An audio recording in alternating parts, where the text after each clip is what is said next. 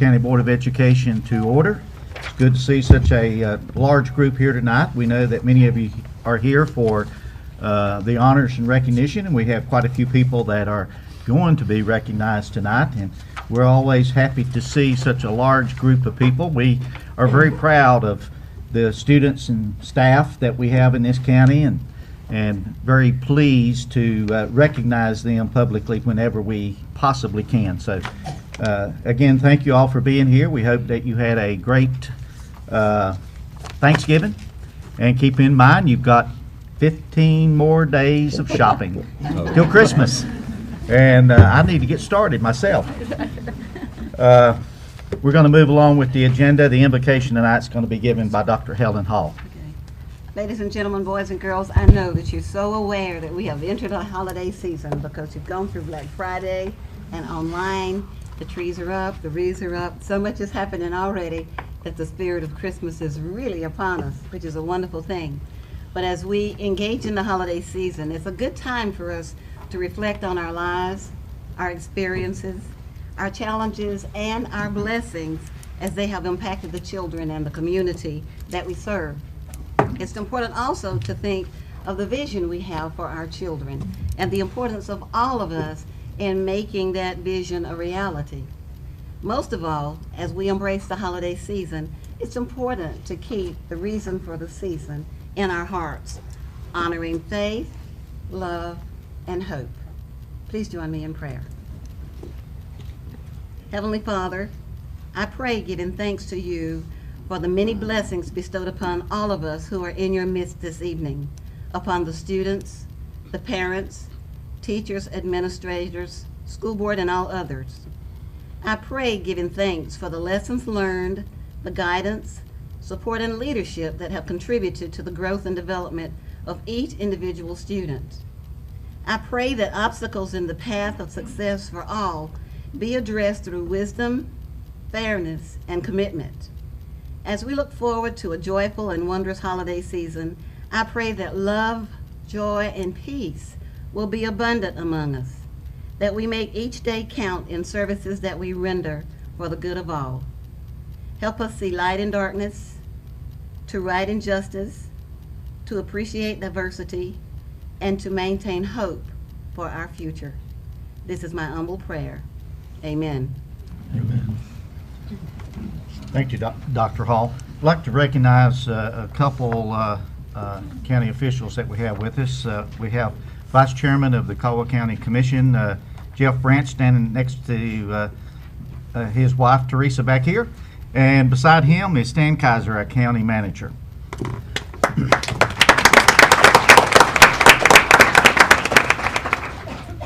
Next, we have the Pledge of Allegiance. These two students were handing out the agendas as you came in.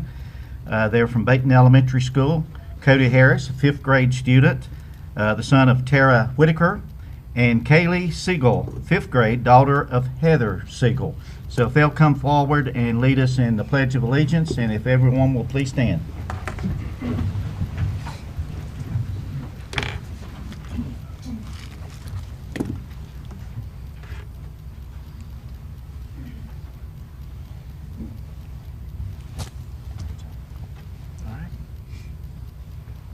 Attention, salute the flag. I pledge allegiance to the flag of the United States of America and to the republic for which it stands, one nation, under God, indivisible, with liberty and justice for all. Good job. Thank you. Thank you, Cody and Kaylee, for being here with us this evening. Next item is the approval of the agenda. Mr. Chairman, members of the board, I'm passing you out a new agenda with some changes that I'd like to make to the agenda. First of all, I'd like to delete item 11, which is a report by the Assistant Superintendent Jeff Church.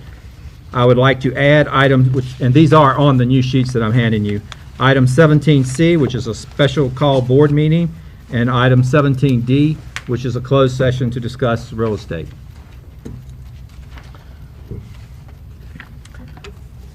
Okay, you've had an opportunity to look over the agenda for several days here. And with the amendment, do I hear a motion that we approve the agenda as amended?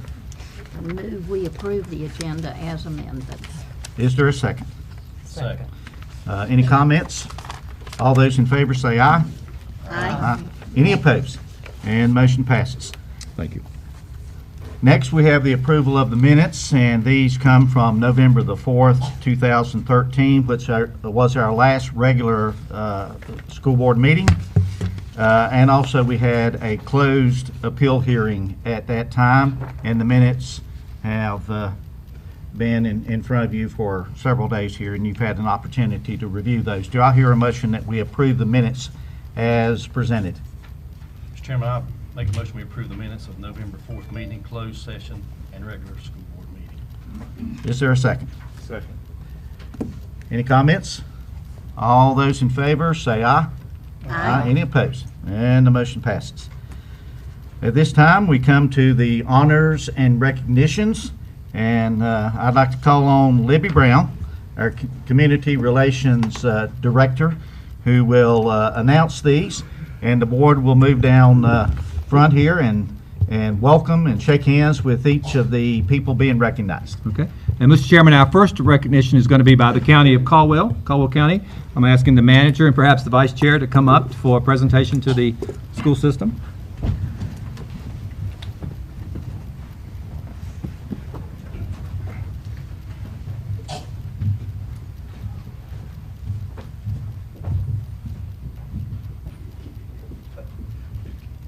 Thank you, Mr. Chairman, board members, Dr. Stone. It's a pleasure to be with you here tonight. Thank you for inviting us. It's come to my attention that the school board does not have a county flag to display here in its boardroom. I want to correct that problem tonight. So on behalf of the Caldwell County Board of Commissioners and myself, we'd like to present you with this flag for you to display proudly here in your boardroom. And we just want to thank you for the warm relationship we've had working with the schools and continue to do so. Let's show everybody. Come around to the front. Dan, you want to hold that in?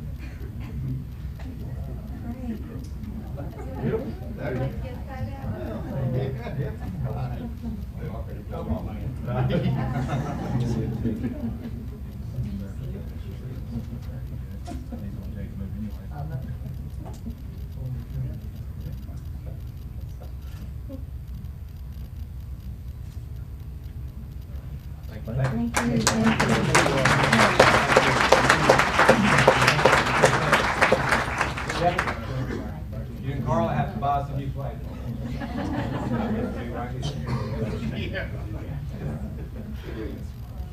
Thank you. And while we were leaving, so I do want to comment on something Stan said. We do have a phenomenal relationship with the county commissioners. They make it so easy. They are a big funding source for us, and they've always been kind and good to us. So we do appreciate the county commissioners. Continue to thank you.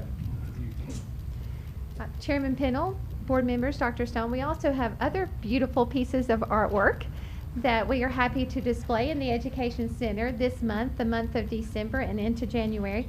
And we'd like to recognize those students who have contributed to the Education Center Art Gallery. So students, as I call your name, please come forward and you will receive a certificate of achievement from the board members. And you must shake our hands and say a few more smile and both take a picture. Yes. Bayton Elementary School. Okay. Yes, you need all that big pile of certificates here. Because we had that flag. Okay. Bayton Elementary School, we have Principal Jason Teef Taylor is here with us this evening. Art teacher there is Jenny Green. So students, I know you recognize her. And Jolie Dean Hips is a 4th grader from Bayton Elementary, if Jolie is here this evening. Okay. And Lainey Shatley. Lainey Shatley is a 3rd grader from Bayton Elementary. Okay, from Davenport A+ School, we have Principal Julia Knight. Julia cannot be with us this evening. We have Adrian Dula, the assistant principal representing Davenport. And Daphne Smith is the art teacher. So we have 3 students from Davenport A+ School. We have Avery Harris, who is in kindergarten. We have Peyton Horton, who is a 3rd grader.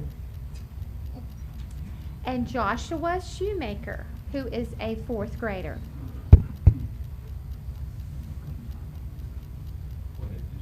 Okay. We also have Gamewell Elementary School. We have Principal Charmin Frizzell, and we have the art teacher Susan Sharp. We have Ethan Combs, 4th grader from Gamewell Elementary School. We have Lincoln Hatley, 4th grader from Gamewell Elementary School. And we have Alexis Helton, 4th grader, also from Gamewell Elementary School. So are we ready for a Kodak moment? Okay. So parents, get ready.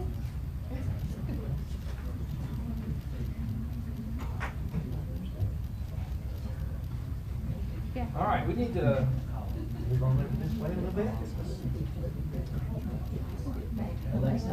All right, and we understand there are a lot of cameras out there, so if you want to move to the middle, we will stay up here and smile until the camera stops. So feel free. All right, you guys got to keep smiling until you see no more flashes. Okay?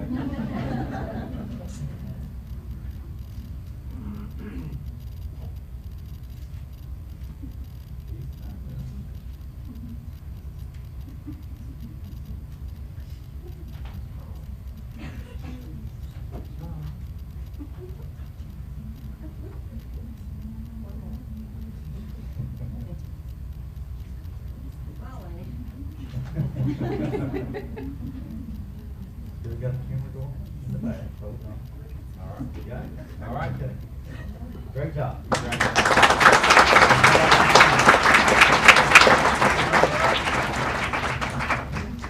Okay, from Horizons Elementary, we have Principal Teresa Hartley. Martha Blackburn coordinates the art at Horizons. And we have Brian Clevenger. So is Brian with us this evening? Very good. For Sawmills Elementary, we have Principal Lowell Rogers and art teacher Brad Wright. We have 4 students from Sawmills in their Education Center Art Gallery this month. Parker Hadshin, 1st grade. So Parker's here. Emma Milam, 5th grade. Okay. Georgia Reichling, 3rd grade. And Kylie Wright, 2nd grade. So we have all 4 students from Sawmills Elementary. And Brad Wright, yes. So would you like to take it? We have 2 more high school students. Okay, let's do. So this is our last group of elementary school students. Take a picture. No relation. No relation. No. Okay. No relation. All right.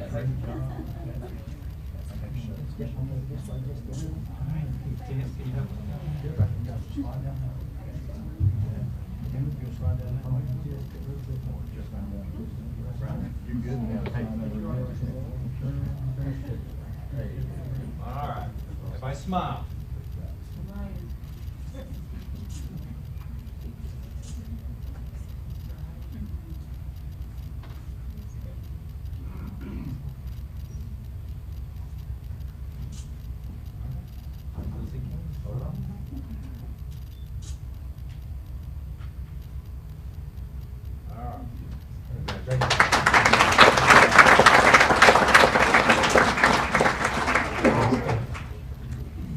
And we do have 2 high school students in the art gallery this month from High Brighton High School. The principal is David Caldwell. The art teacher is Margaret Martini. So we have Ashley Hicks, who is a senior at High Brighton High School. And we have Adina Jan, who is also a senior. Okay. Okay, next we're gonna move on to music. The North Carolina Elementary Honors Chorus is a group of approximately 150 students who are chosen from across North Carolina to perform at the North Carolina Music Educators Association Conference each year.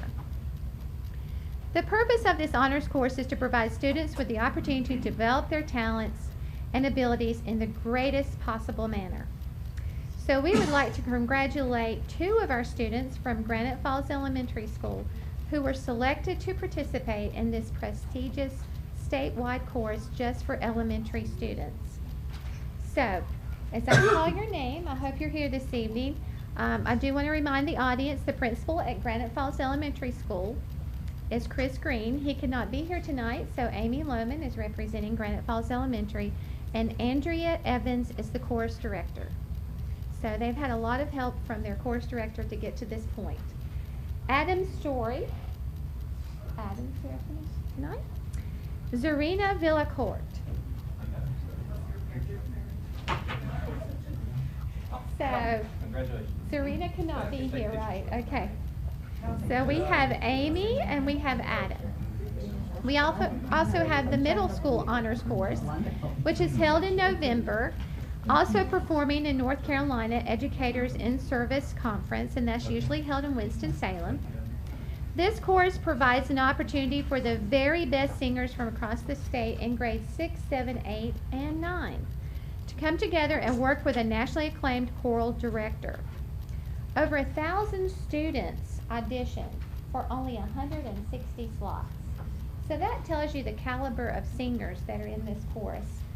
We have with us tonight 7 students who actually made the middle school honors course. So I would like to recognize them. Hudson Middle School, Sherry January is the director and Bill Griffin is principal. They're actually having a chorus concert tonight. So yes, Rayleigh Spiegel's here. But that's for Granite Falls Middle. Okay. Anybody here from Hudson Middle? Yes, we do. Okay. So come on up. Andrew Fultz and Jane Holler. So I think Andrew was kind of in between chorus time. And then William Lenore Middle School Chorus, we have Carla Reed, who is their director, and Lisa Vaughn is principal, and I know Mrs. Vaughn is here this evening.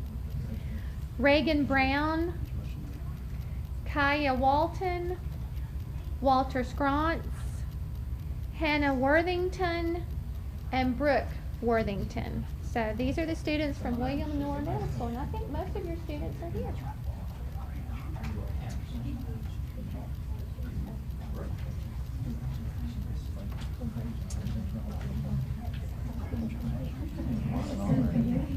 All right, good picture. Let's see. All right, make sure we can see all the students up front. Come on up front here a little bit. All right, there we go.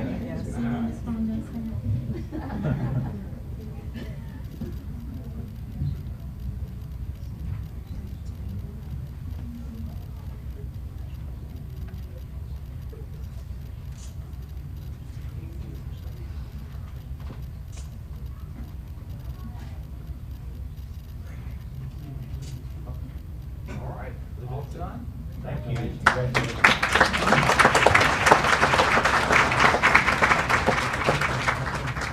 Now we'll move to the high school level. The South Caldwell High School Model United Nations team recently participated in the Appalachian State University Model UN Conference, and South Caldwell High School is proud to report that 5 South Caldwell delegations received awards.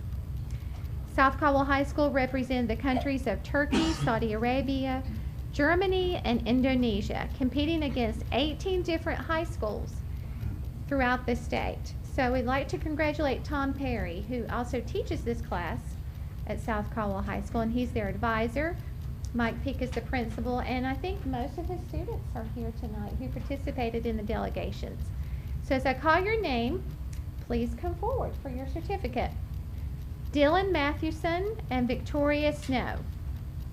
And they received a superior on their delegation. In Turkey, they represent the country of Turkey, Economic and Social Committee. Rebecca. Please come. Just grin and bear. Rebecca Hall and Tanner Dellinger. They received an excellent delegation for the country, of Germany and World Trade Organization. Then we have Whitney Earls. Whitney Earls represented the country of Turkey for the Crisis Council, and she received a superior delegation. Destiny Curtis represented the country of Saudi Arabia. She also was on the Crisis Council, best delegation.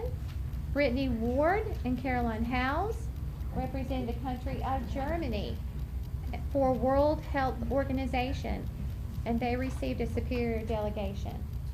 So we won't ask any of you to debate tonight, but I'm sure you would give us a treat. So let's give them a round of applause, please.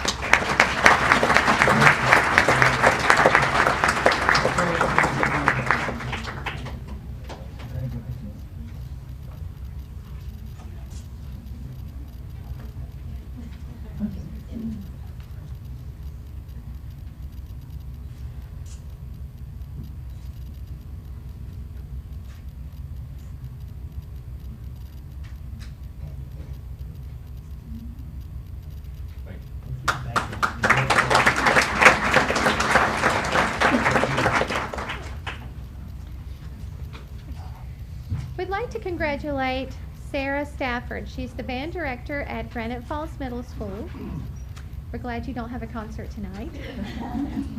For being the recipient of the Encore Award, which is given by the American School Band Directors Association to a select group of band directors with fewer than 7 years of experience in the profession. According to the organization's website, those selected for the award have demonstrated great future potential as music educators and a desire to serve their district and state organizations. The North Carolina chapter of the American School Band Directors Association nominated Ms. Stafford for the award, and she received recognition at the North Carolina Bandmasters Association. So we're very happy to give you recognition tonight from Caldwell County.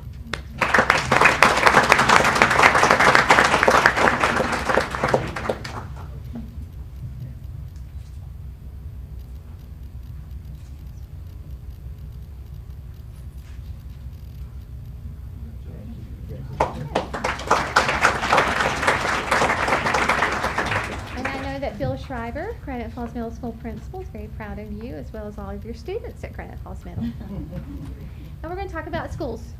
So we saved that for last to talk about some recognition school-wide. PBIS. I'm sure you've heard of PBIS. Positive Behavior Intervention and Supports. It's a framework or approach for assisting school personnel in adopting and organizing evidence-based behavioral interventions into an integrated continuum that enhances academic and social behavior outcomes for all students. They get a prize just for knowing the definition. Congratulations. We'll start with Baton Elementary. Congratulations to Baton Elementary for their designation as a green ribbon school in the North Carolina Positive Behavior Intervention and Support Initiative after their first year of implementation. So Jason Tiefteller, if you'd like to come forward, Principal. I know you're very proud to receive that designation your first year with PBIS. And also Davenport A+ School. This is their first year of implementation of PBIS, and they too received the Green Ribbon School for the North Carolina PBIS initiative, and Adrian Dula has come forward for that. We would also like to recognize the involvement of Gamewell Elementary in its third year of PBIS for being awarded a model school, which is really a step above that first year. So if they continue on successfully, they will become a model school in PBIS. And they have recently received a letter of recognition. I'm glad you did. So Charmin Frizzell brought her team, and Anna Crook, her assistant principal, brought some members of her faculty.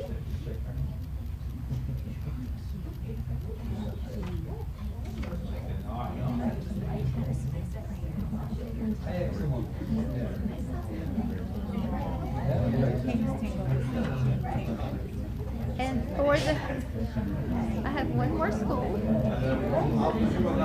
And,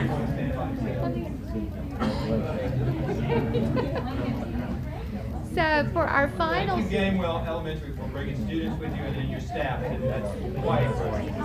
Yes, it is. He'll tell us the definition here in a second. For the fourth, we have one more person. For the fourth consecutive year, Gamewell Middle School has earned the designation as an exemplar school in the North Carolina Positive Behavior Intervention and Support Initiative, a distinction awarded for demonstrating its ability to work together productively, to use school data to implement research-based practices, and to develop supportive systems in teaching all students new behaviors. The exemplar school is the highest distinction awarded by the North Carolina Positive Behavior Intervention and Support Initiative.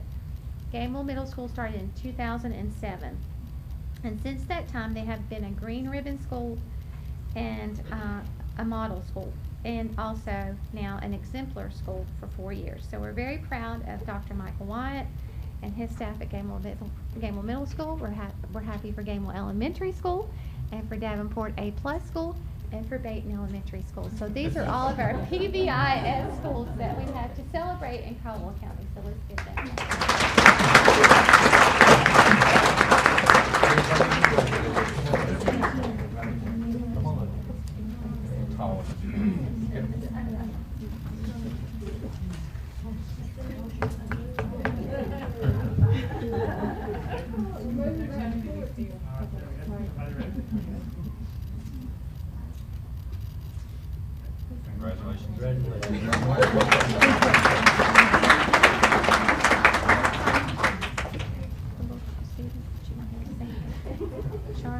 Now, Charmin, Lincoln, did you want to say him anything? to say anything?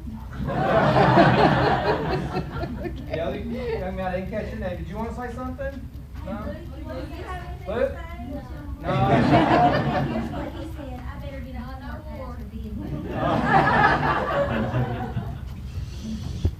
We want to thank all of you for being here tonight, and you're welcome to stay for the rest of our meeting. But if this is this would be a good occasion if you want to leave, if you haven't had dinner yet, or if your children need to do some homework.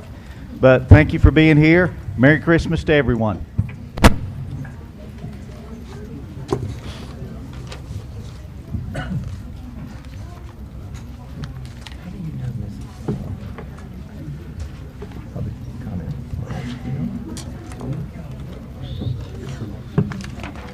Email.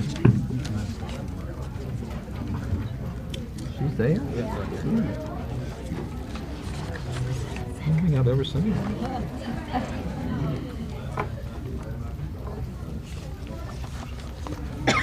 I'll tell you what she wants.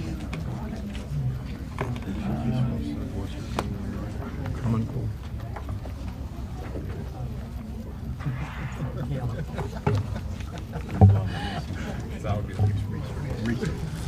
Oh, yeah. She wants y'all to change the curriculum.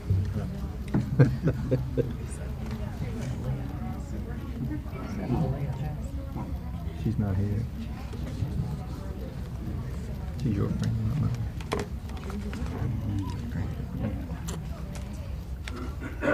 Did you get one? Okay, we'll move along with the agenda. Next item is public comment. Do we have anyone for public comment? Yes. Okay. Do you not have your sheet? I do. Okay.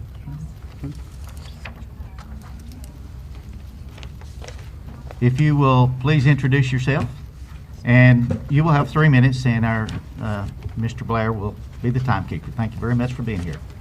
Well, thank you for having me. Can you hear me? Okay. Mhm. Nicole Revels, and I am here today to ask that an item be included on the next meeting's agenda. Basically, I would like for there to be some discussion and vote on amending the current county policy on curriculum adoption. Currently, the policy for the county states that we will adopt whatever curriculum the state board suggests, which is not actually mandated within our general statutes in North Carolina. North Carolina is a local control state, which means that we highly value giving the input of our local boards and control of our local boards over the curriculum. And so I think that we are abdicating a little bit of our authority and representation to state in our own policies that we will do what it is that is suggested by the state. Now, I sent all of the members here an email recently with some questions that I had about the Common Core standards and the attached curriculum that have been implemented. Recently, we saw a drastic decline in test scores for last year since the standards and the curriculum was adopted. I received very little response to my email, and so I was hoping that maybe some of you would want to address some of these aspects today. But I wonder why it is that we have felt the need to adopt these standards and curriculum that were never field tested prior to their implementation in the public schools, that were created without the input of any K through 3 grade teachers, and they were created without input from child developmental psychologists, many of whom, after the fact that they had begun implementation in the states, have made the determination that a lot of these standards are detrimental for younger grades because of the fact that they are not developmentally appropriate with what the brain development for children ages K through 3.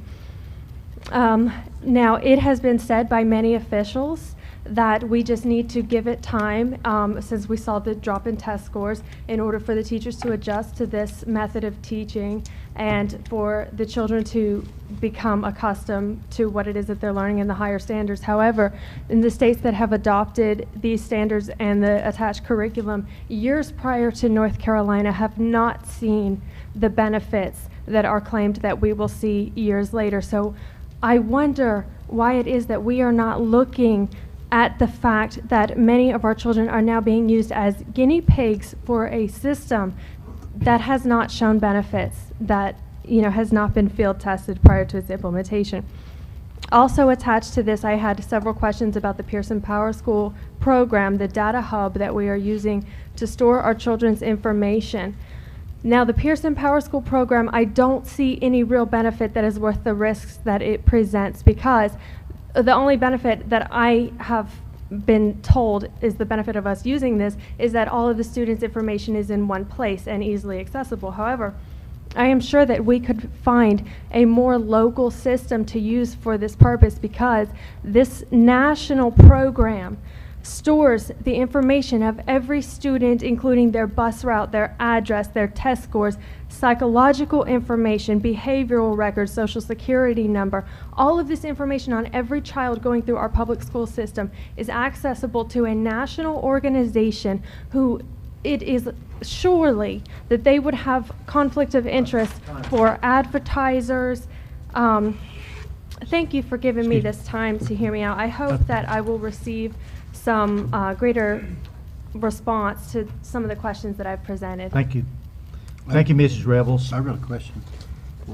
Could you make available all what you shared tonight to us? All you good? Okay. Thank you. I can send an email. Okay, that'll be great. Thank you. Thank you, Mrs. Revels, for being here. Next, we're going to move on with the agenda, and next is our 2012-2013 audit report. And CPA from Boggs, Crump, and Brown CPAs, Robert Brown, is going to be here to present that. So, Mr. Brown, if you'll come forward, we'd appreciate your presentation.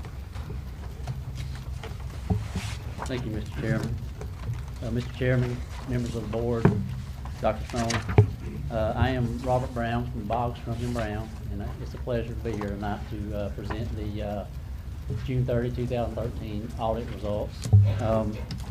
As I have in the past, I would just like to go through the 4 auditors' reports in the report, and the first one I'd like to start with is on page 1. If you could turn to page 1. This is our basic independent auditor's report, and basically this covers the financial section of the audit. This is our auditor's opinion report.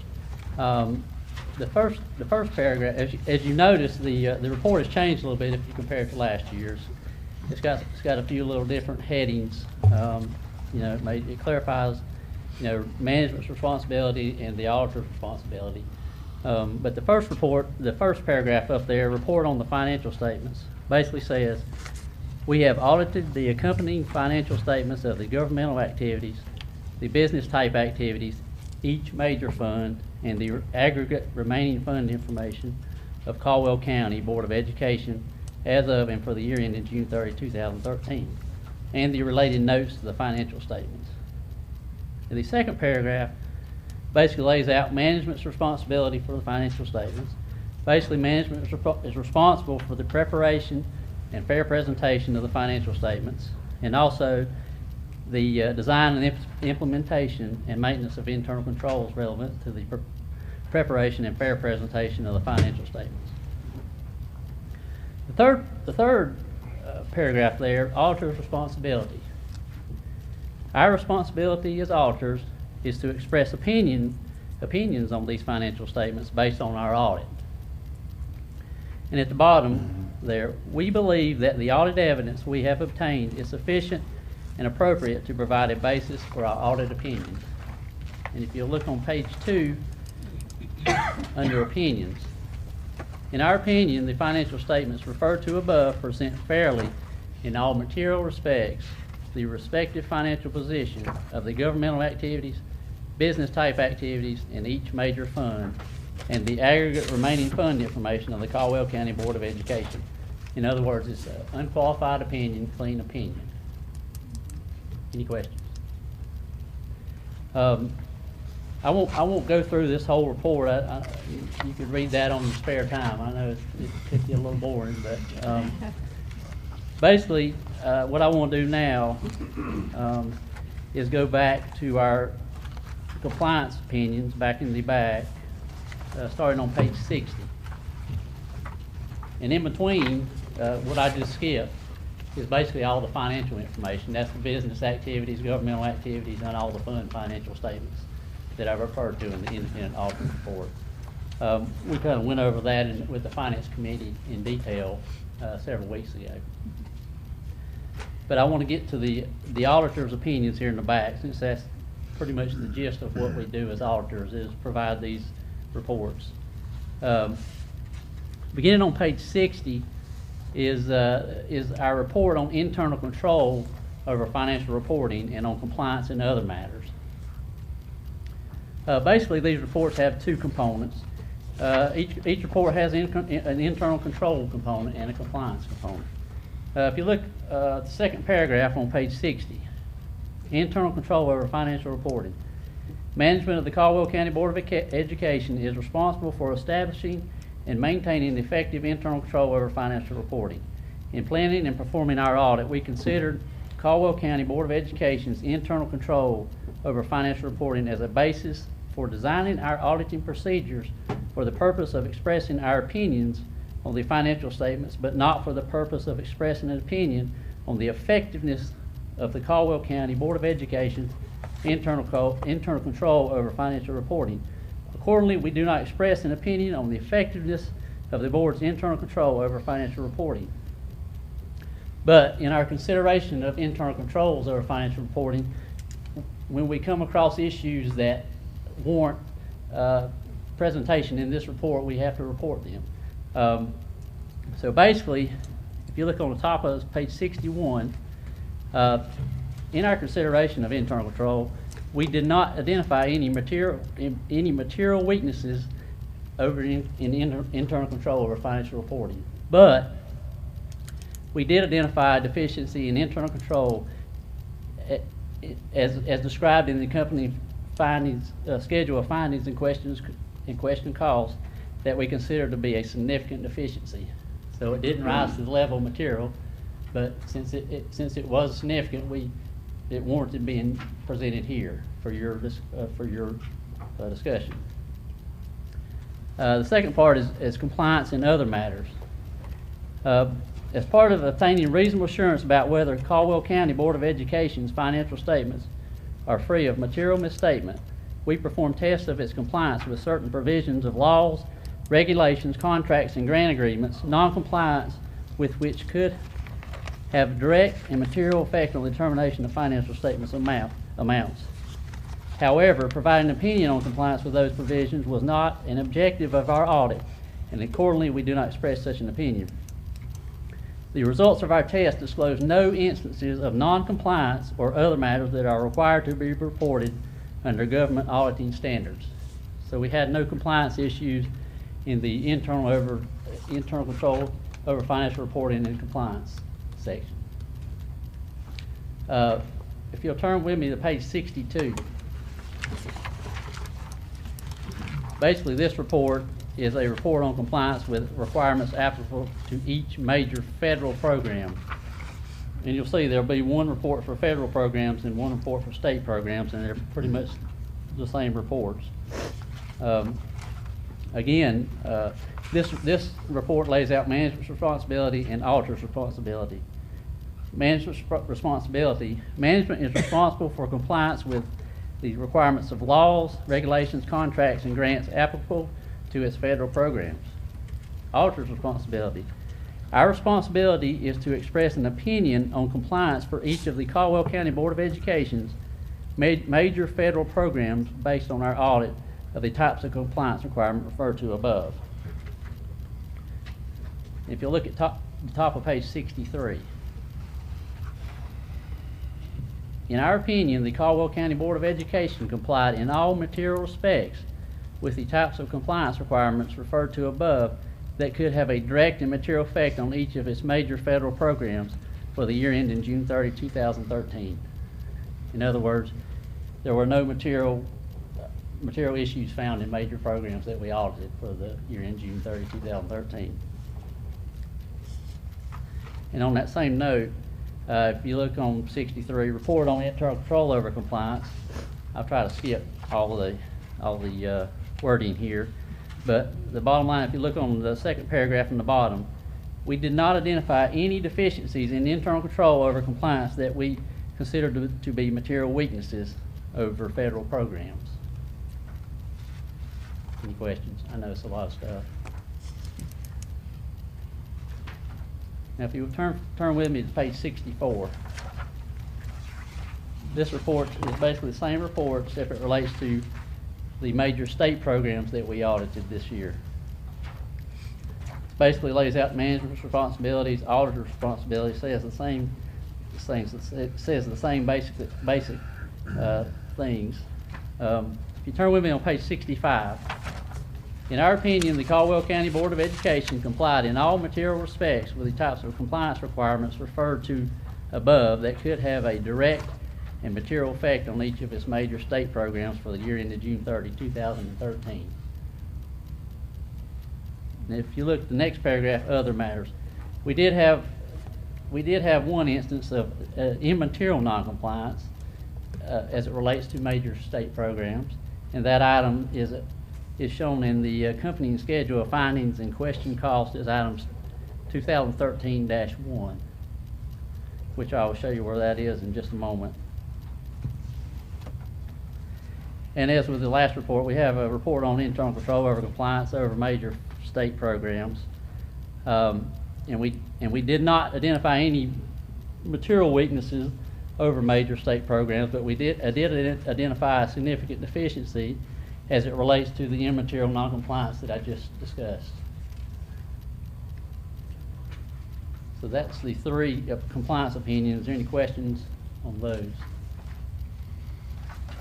Then 67, 68 is basically just a summary of what I just went over in the opinions. And on the bottom of page 67 is our major federal programs we audited, and midway down on 68 is our major state programs we audited. And then 68 and 69 relates to the findings that I noted in the opinion reports.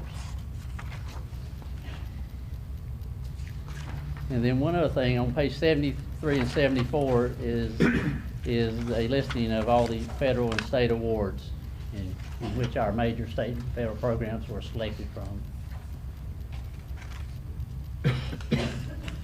Any questions? I guess that's all I really have tonight in terms of the audit report.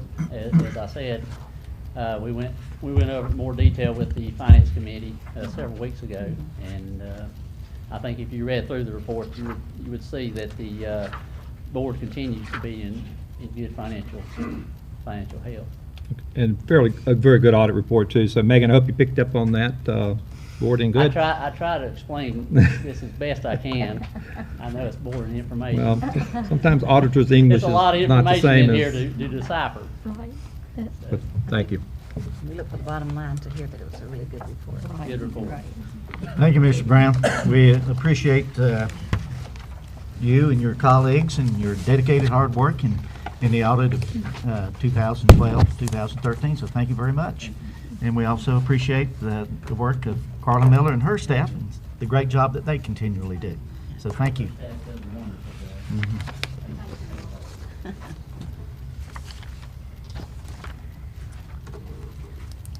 Next, I'm going to turn it over to Dr. Steve Stone, our superintendent. Mr. Chairman, members of the board and audience, we do have a special presentation tonight, and I'm going to ask Rick McCrary if he can come forward. He's from the Hudson Lions Club, and he has several members with him. So, Rick, I'll give you a chance to introduce those folks. And we saved you all for last because we knew we'd want our undivided attention to your generous We have with us tonight Carl Wagner, who is zone chairman for the three Lions clubs in Caldwell County. Rebecca and Wayne Parsons, who are members that really work hard for us. And most of you know me anyways. I taught here for 31 years at South Caldwell. So we were given a chance to sell a children's book by an author who lives in Hickory, and I thought he was going to be here tonight. I don't know if he's lost or something came up. But he may be over at the Civic Center hearing the concert. I talked to him Saturday, and he was planning on coming, but he hasn't made it, so I don't know. But we had a chance to sell a children's book as a fundraiser, and our club decided to donate one to every middle school and elementary school in the county for their media center. And Dr. Stone was gracious enough. I talked to him at High Brighton. I was doing a maternity leave interim for Sarah Starnes and saw him up there, and he was gracious enough to purchase one so we could give one to each board member. So I want to do that tonight. Thank you. Good. And this book is written by Paige Straley, who lives in Hickory. It was illustrated by a fellow from Chapel Hill, and it was published in Winston-Salem, so it is a North Carolina book up one side and down the other. That's a Christmas book too. So the name of the book is Jack's Christmas. It's about an adventure of a bunny rabbit trying to get home for Christmas. And it does have an area at the back for you to write your own adventure if you have one. And it is in verse, and the author points out that that is part of the curriculum. So, and he said he was willing to, come and talk to people, and if he can find us. He said, I'm not sure what happened, but I'm sure something came up because I talked to him Saturday morning when I picked another box of books up, and he was planning on coming tonight. Okay. So I would like to present one to each board member and to Dr. Stone. Thank you very much. And I know you're on the spot, I know the Lions Club does a lot with public schools. I know you do a lot with the blind and other, but the Lions Club is one of our civic organizations that really does look for opportunities to give back to the community. And so I don't know if you want to speak to some of your things that you've done for the schools for the couple of minutes or so, or have some of your guests back there who may want to be put on the spot to do that. But okay. We try to help the schools out. I know we volunteer as much as we can. Our main focus is visual type things for blind people. Our association provides two lunches for the visually impaired people in the county each year, which includes school students as well as the older people. Our county association, which is the three Lions clubs, Lenore turned their charter in. They kind of aged out. They didn't have enough members to keep it. So actually we have Cages Mountain, Granite Falls, and Hudson. And the three make up the Caldwell County Lions Association. We have a monthly clinic at DSS for free eye checkups, which can include students. If we are aware of needs, we will, if we can't do it ourselves, we'll try to find somebody that can help with visual, especially with visual things. One of the new things that the Lions Clubs are just looking into is diabetes, which that's something new this year that is one of our main focuses, and we really don't know exactly what's going on with that yet. We hadn't had the presentation from the people from the state, so as soon as we find that and get a little more information there, we're available if you need us to do anything. And like I said, anything we can do to help out, we'll be glad to. I know from being a teacher, you'll take any help you can get. Well, we do appreciate it. Well, we appreciate the Lions Club, because I know our Jill, if she were here, she'd talk about some of the collaboration of connecting some students and families to the Lions, so we appreciate that very much. And thank you for the Christmas book. Thank you.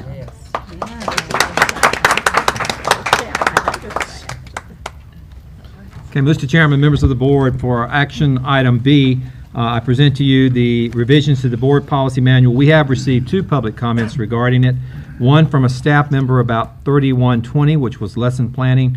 The concern there was that you can have the most beautiful lesson plans in the world, but it's the delivery that matters. And so the concern was that we should put more emphasis, less on filling out the paperwork, and that can be incorporated through procedures. The other policy was 3200, and this was from a community person, and their concern was the way in which we needed procedures for instructional material selections, that perhaps staff members have too much freedom, that could be abused. So Carol is going to be looking at that through some procedures and policies for some guidance. But other than that, I'd like to would recommend approval of the board policy revisions to the board policy manual. Y'all hear a motion that we approve the revisions to the various policies that have been available for a 1-month comment period. And these are the ones updated by the North Carolina School Board Association. Do I hear a motion? Mr. Chairman, I move for approval of the various policies updated by the North Carolina School Board Association. Second. And a second. Any comments? Questions? All those in favor say aye. Aye. Any opposed? And the motion passes. Thank you. Thank you, Dr. Stone. Next we have Dr. Trish Johnson, Associate Superintendent for Human Resource Services.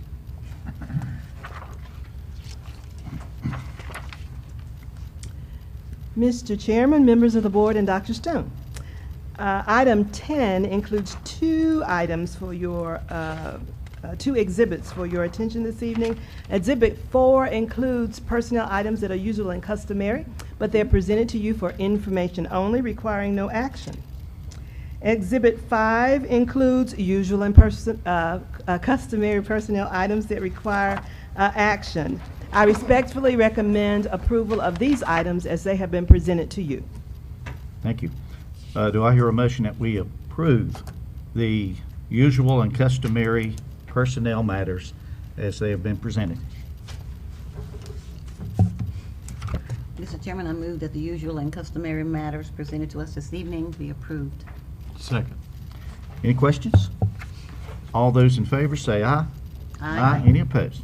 Motion passes. Thank you, Dr. Johnson. Thank you. Next, we have Mrs. Carla Miller, our Finance Director. And while she's coming up, Mr. Chairman, I failed to mention we have 4 of our leadership development people, staff members who are here. And so, do we have a chance for them to stand up and introduce themselves? Sure. Please. Amy, we'll start with you. My name is Amy Braswell-Lohman. I'm the current assistant principal at Granite Falls Elementary School, working for the school of Granite Falls. And just appreciate being here with everyone tonight. It's a lovely evening to be out. I'm Corey Shreddit. I'm the teacher at West Caldwell High School. I'm a Caldwell County child, born and bred, went to school here, raised here, taught by Dr. Burns, or excuse my principal. I thank Dr. Stone for allowing me to be a part of this program. Thank you. Great. Hello, I'm Stephanie Glasgow. I'm a school counselor at South Caldwell High School. It's nice always to see some familiar faces when you're in this setting. So, like Corey, I've been invited into the AP Development Program this year, which is a privilege to me, and thank you all for having us this evening. Caldwell. I'm a teacher at Granite Falls Middle School, and then I'm taking on the AP Development Program. I was not born and bred in Caldwell County, but I chose to come here. And she's our Teacher of the Year last year. Welcome. Yes. Mr. Chairman, members of the board, and Dr. Stone, I have for your consideration 3 budget amendments. They are in Exhibit 11. The first budget amendment is to the State Public School Fund, and it's an increase of $638,079. It's a variety of things, the largest of which is an increment of our transportation funding in the amount of $464,790. And if you work your way backwards, it goes to a small of amount of $75 in technology interest. So there are several things in this amendment. Amendment number 8 is to the local current expense fund, and this is an unusual opportunity for me to bring something for your consideration. We received, or the Child Nutrition Department actually received, a grant from the Southeast United Dairy Industry Association, SUDIA, in the amount of $88,000, and it is for physical education equipment to introduce underserved youth populations to the value of an active lifestyle. We've never received this type of grant before, so I'm excited about that. And amendment number 9 is to the Federal Grants Fund, and it is an increase to the Federal Grants Fund of $2,000. That is for some funding in the EC Pre-K Coordinator Support category. And then we also had some transfers from non-program charges, which is kind of an unbudgeted reserve category, to instructional services. So if you approve these amendments tonight, it will bring our total budget to $115,602,880, and I respectfully request that you approve these budget amendments. Okay, Mr. Chairman, I move that we approve the budget amendments as presented to us this evening. Thank you, Mrs. Darcy. Is there a second? Second. Okay, any comments or questions? I was going to say, it's always nice to get more It money. is, and so far this year, I haven't don't- had to. I would not had to turn bring that early down. version. Any other comments? All those in favor say aye. Aye. Any opposed? Motion passes. Thank you very Thank you, much. Ms. Miller. Ms. Miller, before you leave, all the board members, in your red folder, you have a new NC4 EZ form. Do you want to briefly explain what that is and the timeline for getting this back? You are required to complete this. I'll be glad to. The NC4 EZ is not very easy, and it's kind of complicated. The gist of it is the state is requiring all employers to receive new NC4 forms for North Carolina withholding tax from all of our employees. And they will be effective with our January payrolls. We've had a mass email. I've met with all the school treasurers. We've emailed all of our employees. We've had a mass mailing to all of our substitutes and bus drivers. We need these forms back by December 20th when we go home for Christmas break. And that probably won't give us enough time, but we'll manage to get it done in time for the January payroll. If you have any specific questions about it, I'll be happy to answer them. According to everything that I have read, we should see a little bitty increase in our take-home pay in January from this change. But just so you know, board members are expected, you are required to have this. So are you going to be around after the Oh, yeah. meeting in case you want to have I'll some be glad to answer your questions? Okay. Thank you, Ms. Miller. Next item on our agenda is board information, and several of us had the opportunity to go to the North Carolina School Boards Association back in early November in Greensboro. It's always a very interesting and very informative conference. So I'm going to ask these that were able to go to report back to us, and we'll start with Dr. Hall if you want to talk about the general sessions, and then we'll talk about various breakout sessions that we saw. Well, I'm going to use my notes because Very if you good. go 10 minutes, and I think I've been told I better just go 5 maybe. The general sessions at the North Carolina School Board Association's conference were wonderful, without a doubt. One of our first presenters was Dr. Adolph Brown, who arrived in disguise wearing his hair in dreadlocks. He had on baggy pants and a jacket, tennis shoes, and he had his swagger going as he marched through with everybody wondering, who is this man? He was just loving it. He just continued to swagger through and went on stage and started pulling off some of the things, the clothes that he was wearing to make us realize that it was he that was Dr. Brown, just checking out our reactions to exactly how he looked. And it was very clear that as he revealed himself, he made the point that Americans judge students by their appearance, not by their individuality. And he was definitely checking that out. He's the father of 7 children, 7 very different children. And he really wanted it clear that he understands that each child is an individual and should be respected as that and treated differently in the classroom. He impressed upon us 7 key points, and I'll share these with you. Just kind of take them into your mind and heart because he had many powerful things to share. One is that leadership does not leave things as they are found, and that's important to all of us who are leaders. Secondly, you must see the tree in the seed. He stated, recognize that genetics may load the gun, but environment pulls the trigger.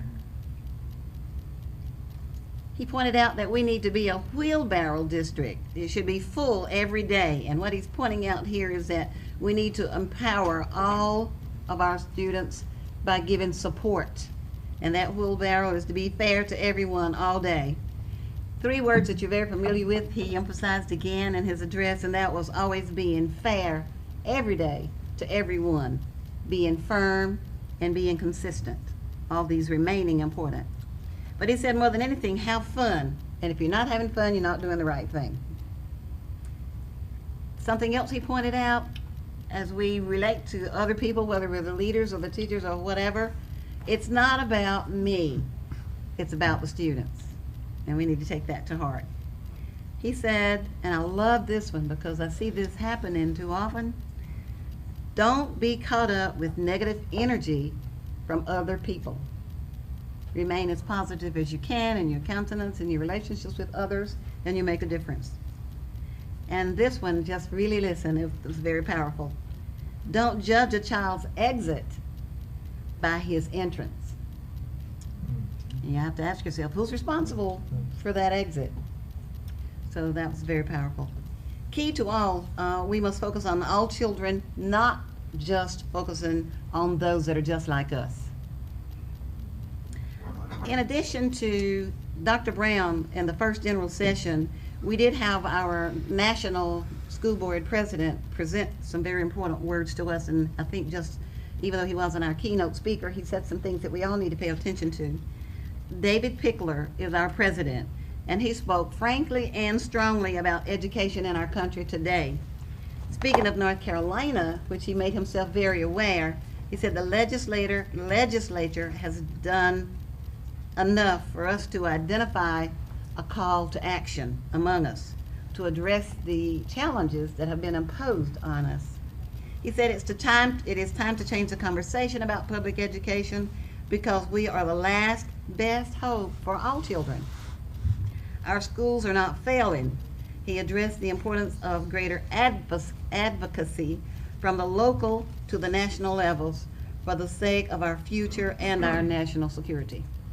During that particular week that we were at the conference, much was on the news and repeated about John F. Kennedy, losing him and those things that he stood for.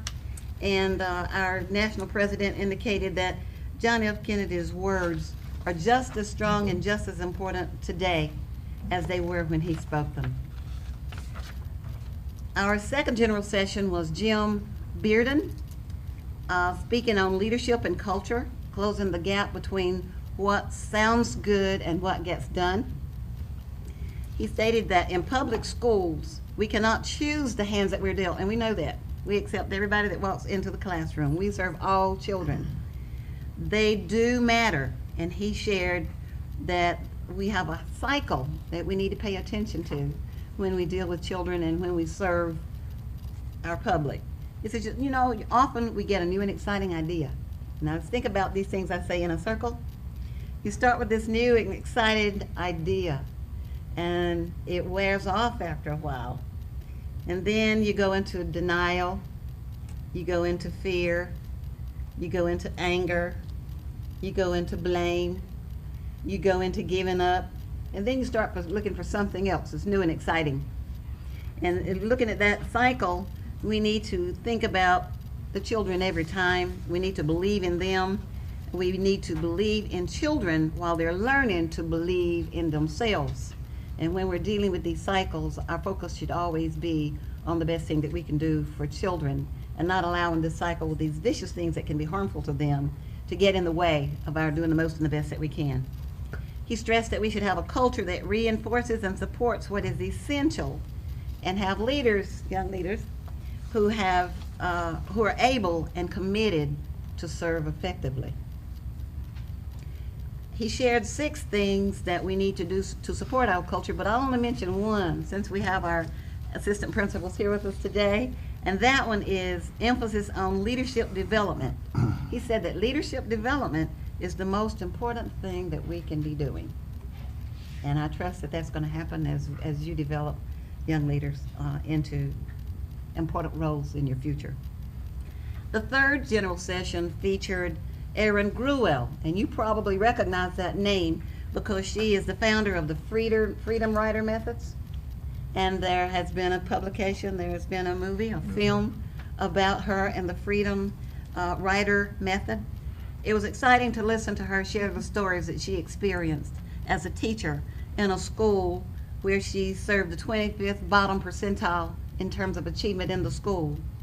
She had 150 students that she dedicated herself to. She really dedicated her life to them, examining them as individuals. Students that she served came from a life that was ruled by violence, and she learned more about each and every one and the violence that they endured every day. But to her and to us, the playing field for these students is leveled by public schools. It happens every day. Erin gave students voice and used writing to enable them to connect their lives with what they learned from reading such works as The Diary of Anne Frank, The Crisis There, Schindler's List, and other works that helped her have them see literature and learn literature and put themselves in it as they spoke out about their own lives at the same time. Through this, she proved that creative approaches can enable us to reach all of our students. And there's some creativity we all need to pull forward. Her students spent 4 years with her, not by their choice or by the administration's choice, but by her asking to have her 150 students for the 4 years that they were with her. And through her, they achieved a second chance, as they can through many teachers who provide support and guidance. Her mission was to learn who each student really was and to teach them as individuals. And she taught them something that we need to teach all of our children, and that is to dare to dream of a better future. She gave them hope when they previously had no hope. And she gave them a home in the classroom. And so often, that's the most important place for our students each and every day. Finding their stories and their voices. She revealed what you teach one, or when you teach one, that one will teach another. And I thought that was powerful because it's very true in the kind of peer teaching that you can do in the classroom. Her students graduated as though expected to all fail in school, and they looked forward to a future previously not imagined. Many of them with futures, with careers that we wouldn't have thought about. And it was very powerful. Can't begin to share half the stories that she had, not even a pinch. Well, maybe it's a pinch, it just could be a pinch. But key to all the keynote speakers of the sessions was this theme that I felt ran through them. We have the responsibility to serve and advocate for the success of each and every student that enters our doors. Thank you, Mr. Chairman. Thank you, Dr. Hall. Mrs. Darcy? Okay. I'm going to talk a little bit about some of the breakout sessions. The first session I attended on Monday was put on by the Alamance Burlington school system, who had an alternative school for middle and high school students that had a pretty negative reputation. They were not being terribly successful getting the students back into the regular classroom, and the building was in a pretty rundown part of town, and as I say, had a pretty negative connotation all the way around. So they used a new building. They renamed the program. It's now called the Ray Street Academy based on its location, and they have really built collaboration with their existing middle schools and high schools from which these students came. And as they have done this, they have seen a real increase in the success that these young people are having being integrated back into their home schools. And so they feel very positive about the way this is working for their students, and they have a lot of back and forth mentoring. They do a lot of team teaching. They have a lot of communication with the teachers in the traditional high schools and middle schools, which has been a very successful thing for them and for their students. Since currently I'm serving on the board of the North Carolina School Board's Action Center, we had a session, since this is brand new, just off the blocks late this summer. And for those of you who may not have heard what it is, it's a version of what the National School Board Association has done to provide opportunities for advocacy for public education, because that's one of the most important things we have to do right now, is advocate for our schools, for our students, for our teachers. And so they have spun off a separate organization which will be devoting its time to advocating for our students, and we wanted to give board members from across the state who perhaps had questions or didn't understand it to come in and talk with all the board of directors and find out just exactly how that was all going to work. On Tuesday, we had the opportunity to show off a little bit, because we had Amy Bradley from the Patterson Science Center doing a presentation on the program out there, and we are always so proud and so excited when we are able to show off some of the really successful programs that we have going on in our schools. And I think the first session we had, we had about 20 or so people. Yeah. The second session was a little smaller. We sort of paired up, 2 went to one and 2 went to the other. And Amy did a fantastic job. You could see that people were really excited about the ideas that she was presenting. And we even had some people come up and make some suggestions about where we might get some grants and things like that. So it just never hurts to put that out there, and we are always willing to try for another grant for something like that. So it was a good opportunity for us both to show off and to benefit from some other folks who were there. The final session that I attended on Tuesday was a program that has just been developed in the last year called Safe and Sound, and it was developed by parents of the children who were in Sandy Hook Elementary School up in Connecticut. And as you well know, school safety is a critical issue for schools all across the country. It's something we have to continue to work with. And there's a company in Ohio called Navigate, which has come up with a very intriguing program. They map out schools in great detail. They have access to an extremely secure computer cloud that actually the TSA is hooked into that cloud, so, not thee and me can't get in it, that's for sure. But what they do is have extremely detailed maps, drawings, graphics of schools. And so if something happens at your school, and let's just say the principal's office catches on fire, and that's where all the books are that tell you where everything is and what to do and what's going on. Firemen, policemen, sheriff, first responders can access this information. It can show them where the gas line goes into the school, where the water shutoff is. If you have a classroom with handicapped children that may need extra assistance getting children out of the building. All these different kinds of things that in an emergency, whether it's a weather emergency, whether it's one of the unfortunate incidents that we've seen happen in some of our schools, but it gives them a tool that they can use immediately. And when I spent time talking with the representative from the company, Libby, I talked a lot about what we did for crisis preparedness in our school system. And he was very impressed with the things that we have done and is actually interested in coming to visit our school system and might want us to be a model for the rest of North Carolina. So after the first of the year, when we get organized again, we're going to make contact with them, and this may present a really great opportunity for something that we can have. Hopefully we'll never need it. That's the one thing that we hope more than anything else. But should we ever need it, we would have this very valuable resource available to us.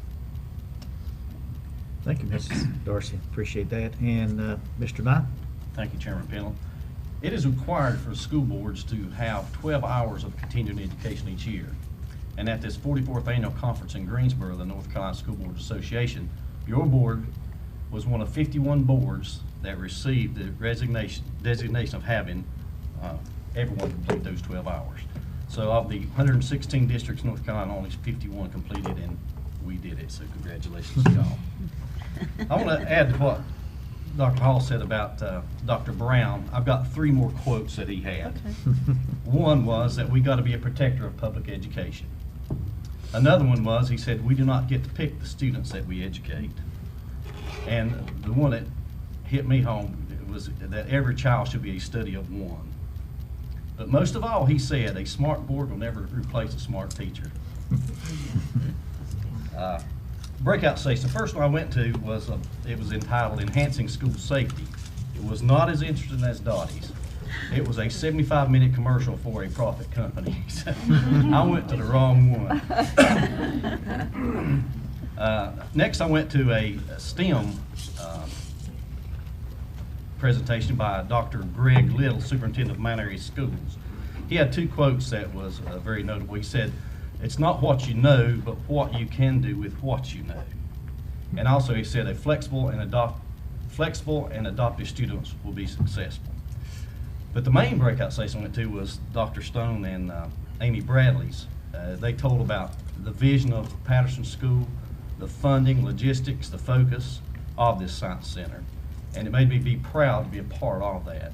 Also, I was in the second session, there was only like 4 or 5 people in there, but there was a group in there from Surrey County, and they were very attentive to what we've done. And also, I think they visited Patterson this past week. So,